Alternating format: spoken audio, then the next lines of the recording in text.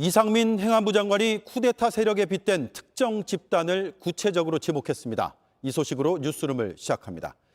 이상민 장관이 꼽은 건 경찰대 출신입니다. 이들이 뒤에서 집단 행동을 부추긴다는 취지로 주장했습니다. 졸업만 하면 간부가 되는 제도도 문제라고 했습니다. 앞으로 정부는 경찰대 관련 개편에 들어갈 것으로 보입니다.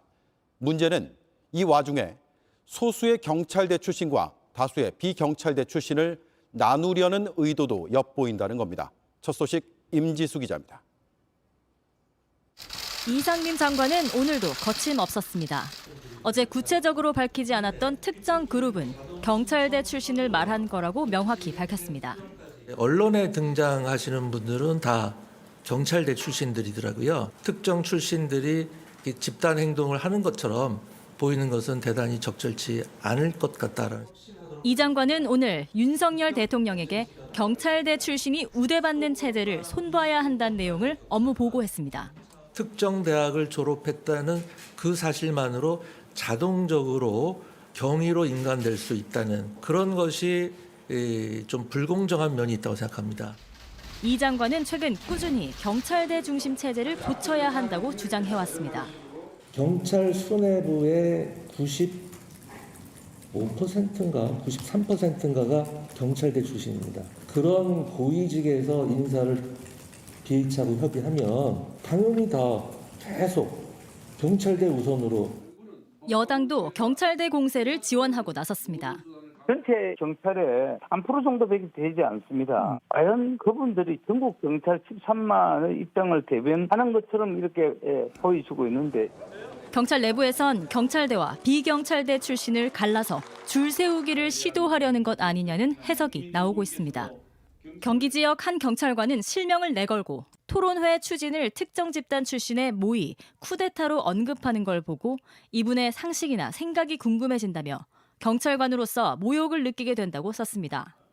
서울의 또 다른 경찰관은 소수가 모이면 타겟이 되겠지만 14만이 뭉치면 두려울 게 없다고 독려하기도 했습니다. 하지만 경찰대와 비경찰대에 해묵은 갈등이 있는 것도 사실이라 이 장관의 발언이 어떤 영향을 불러올지는 아직 알 수 없습니다. JTBC 임지수입니다. 윤석열 대통령은 경찰의 반발을 향해 중대한 국기문란이라고 했습니다. 이 발언 뒤 국무회의에서 경찰국 신설안이 통과됐습니다. 경찰국이 부활한 건 1991년 경찰청이 독립한 뒤 31년 만입니다. 강희영 기자입니다. 윤석열 대통령은 경찰국 신설에 반발하는 경찰의 집단 행동을 국기문란으로 규정했습니다. 정부가 헌법과 법에 따라 추진하는 정책과 조직 개편안에 대해서는 집단적으로 반발한다는 것이 중대한 국가의 기강문란이 될 수 있습니다. 경찰국 신설을 두고 경찰 조직 전체로 반발이 확산될 조짐을 보이자 공개적으로 경고의 메시지를 날린 겁니다. 윤 대통령의 이런 발언 직후 정부는 예정대로 국무회의를 열어 행정안전부에 경찰국을 신설하는 내용의 정부 시행령 개정안을 처리했습니다. 이제까지 민정수석 비서관실이 관장하던 실질적인 경찰청에 대한 통솔을 내각인 행정안전부 장관이 민주적으로 관장할 수 있도록 하는. 다음 달 2일 출범하는 경찰국은 인사지원과와 총괄지원과, 자치경찰지원과 3개 과로 구성됩니다. 경찰 관련 정책과 법령을 국무회의에 올리고 자치경찰제 운영을 지원하는 역할을 맡습니다. 논란이 커지는 지점은 총경 이상의 경찰 고위직 인사에 대한 검증을 맡게 된다는 점입니다. 인사를 비롯해 경찰 업무에 행안부 장관이 영향력을 끼칠 수 있는 것 아니냐는 우려가 나오는 이유입니다. 야당은 용산 대통령실 앞에서 기자회견을 열고 총력 저지하겠다고 했습니다. 경찰을 장악해서 국민을 통제하고 경찰을 통제하려고 합니다. 14만 경찰과 함께 그리고 대한민국 국민과 함께 국민과 함께 윤석열 정권을 규탄하고 저지해 나갈 것이다. JTBC 강연입니다. 네, 대통령과 장관의 경고가 강해질수록 경찰의 반발도 커지고 있습니다.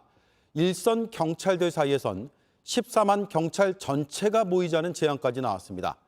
경찰에서 일하는 일반 공무원들도 정부 비판의 대열에 합류했습니다. 홍지용 기자입니다. 오는 토요일 전국 경감 경위급 팀장이 모이자고 제안한 김성중 경감이 경찰 내부망에 올린 글입니다. 14만 전체 경찰 회의를 열기로 계획을 바꿨다며 1,000명 이상 참석할 수 있도록 하자고 알렸습니다. 김 경감은 윤익은 경찰청장 후보자를 향해서도 날을 세웠습니다. 해산 명령을 14만 전체 경찰에도 똑같이 할 것인지 지켜보겠다고 썼습니다. 일선 경찰관뿐만 아니라 경찰에서 일하는 일반 공무원들도 비판 대열에 합류했습니다. 총경회의를 주도한 유사명 총경의 대기 발령을 거둬들이라는 겁니다. 이제 정말로 정권을 계속 길들여지는 그 소막이 시작된 것 같아 비참할 뿐이다. 유 총경과 반발하는 일부 경찰관을 징계하면 경찰 전체가 위축될 거라는 망상은 버려라. 특히 경찰 내부에 반발이 번지는 것을 두고 부화뇌동이라고 표현한 이상민 행안부 장관에 대해서도 적극 반박했습니다.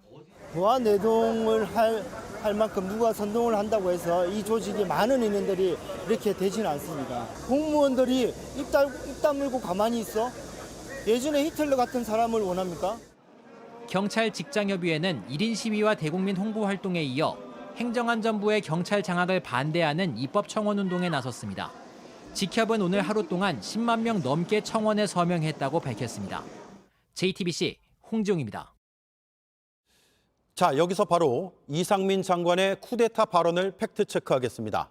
두 가지인데 총경들이 위수 지역을 이탈한 건지 무기도 소지할 수 있는 건지입니다. 결론은 사실에 근거하지 않은 주장입니다. 이지은 팩트체커입니다. 네, 이상민 행안부 장관은 지난 23일 회의에 모인 총경들의 위수 지역 이탈을 지적했습니다. 일선 지휘관의 경우에는 정확한 용어는 모르겠습니다만 그 위수 지역을 이탈하지 못하는 것으로 알고 있습니다.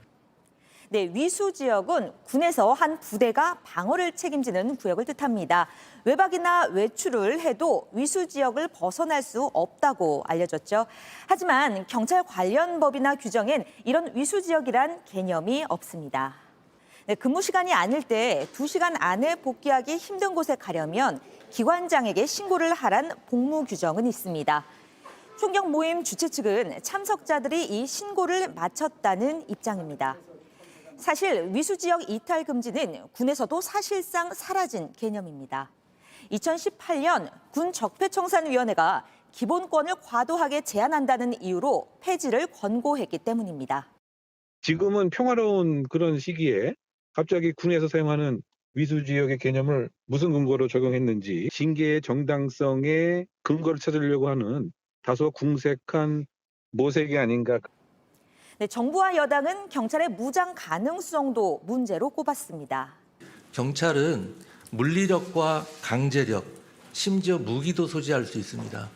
한 군데 모여서 회의를 진행할 경우에는 대단히 위험합니다. 네, 하지만 경찰서의 총기는 정식이든 간이든 무기고에 보관됩니다. 상부에서 명확한 총기 휴대 지침이 떨어지지 않으면 실무 담당자들은 무기고를 열지 않습니다. 네, 서장이라고 해도 불분명한 목적을 대고 총기를 꺼내갈 수 없고 집단 무장을 지시할 수도 없는 구조인 겁니다. 2016년 오패산 사제총기 경찰 피격 사건 때도 해당 경찰서장은 권총 없이 현장을 지휘했습니다. 하고 쿠데타는 너무 앞서 나간 발언으로 저는 보이거든요. 예. 거기에 참석하신 총경분들이 총 차고 회의 참석하는 건 아니잖아요. 정부가 일선 서장들의 집단 행동에 대해 문제점을 지적할 수는 있습니다.